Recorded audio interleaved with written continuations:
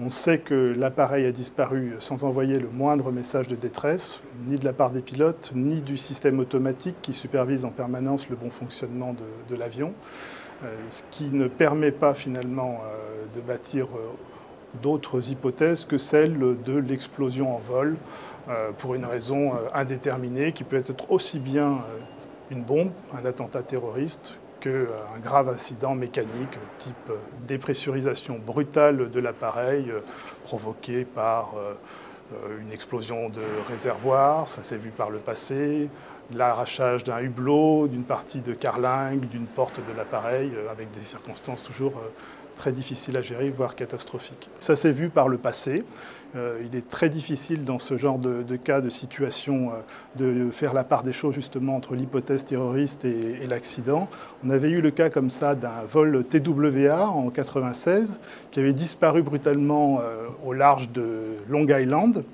Pendant longtemps, la thèse de l'attentat, voire du tir de missile accidentel avait prévalu, ou en tout cas avait perduré dans les médias, jusqu'à ce qu'au bout de 4 ans d'enquête, les enquêteurs qui avaient repêché les débris de l'épave et reconstitué l'épave morceau par morceau, en arrivent à cette explication de l'explosion due à des accumulations de gaz et un court-circuit dans les réservoirs du 747. Dans tous les cas, un avion qui explose en vol à son altitude de croisière au-dessus de la mer pose toujours effectivement de grandes difficultés aux enquêteurs. Il s'agit d'abord de récupérer les débris de l'appareil pour pouvoir les analyser.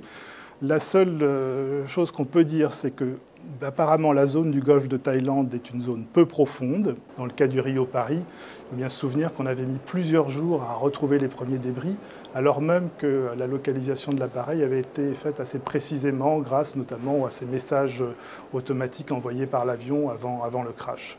Donc il faudra probablement plusieurs jours pour pouvoir repêcher les premiers débris, repêcher des débris qui permettront d'avancer quelques explications qui pourront être analysées. On sait que des passagers sont montés à bord, ont embarqué avec de faux passeports. Voilà, on ne connaît absolument pas les motivations de ces gens. Il peut s'agir tout aussi bien de filières d'immigration clandestine que de terroristes d'un attentat suicide. On sait que les contrôles de sécurité restent très perméables. Les exemples ne manquent pas finalement de failles mises en évidence par des journalistes ayant introduit des armes dans la carlingue ou par des chargements dans les soutes qui n'avaient rien à faire dans l'avion. La sûreté, puisque c'est comme ça qu'on appelle la gestion des problèmes d'attentats terroristes dans le transport aérien, reste très perfectible, c'est évident.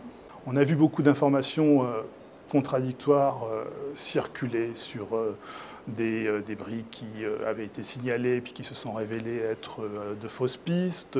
L'armée malaisienne a émis l'hypothèse que l'avion ait tenté un demi-tour, ce qui invaliderait la thèse de l'explosion en vol. Rien de vérifiable, rien de vérifié. Encore une fois, je pense qu'il faut, avant toute chose, localiser le lieu du site, récupérer les premiers débris pour pouvoir aborder véritablement la phase explicative. Est-ce que les recherches en cours sont suffisantes dans ce golfe, dans ces eaux peu profondes? A priori, c'est une zone où beaucoup de marines militaires, et notamment américaines, chinoises, etc., se trouvent. Les ressortissants à bord de l'appareil sont d'un grand nombre de nationalités avec beaucoup de grandes puissances derrière, la Chine, les citoyens américains, européens, etc. Donc on peut imaginer que les moyens vont être mis pour retrouver et expliquer pour retrouver les débris et puis avancer des explications pour que l'enquête puisse aboutir. Par ailleurs, la zone du crash est, semble-t-il, peu profonde, ce qui devrait faciliter la récupération des débris une fois qu'ils auront été localisés et éventuellement, souhaitons-le, des enregistreurs de vol. La zone, elle s'étend à combien de kilomètres ? La zone de recherche a été élargie récemment et correspondrait à peu près à une zone de 300 000 nautiques, ce qui multiplie à peu près par 2, ce qui donne à peu près l'idée de la superficie à explorer, sachant que dans un premier temps, peu de débris peuvent être remontés à la surface, qui peuvent être très dispersés. Rien d'étonnant à ce que les recherches n'aient pas abouti immédiatement.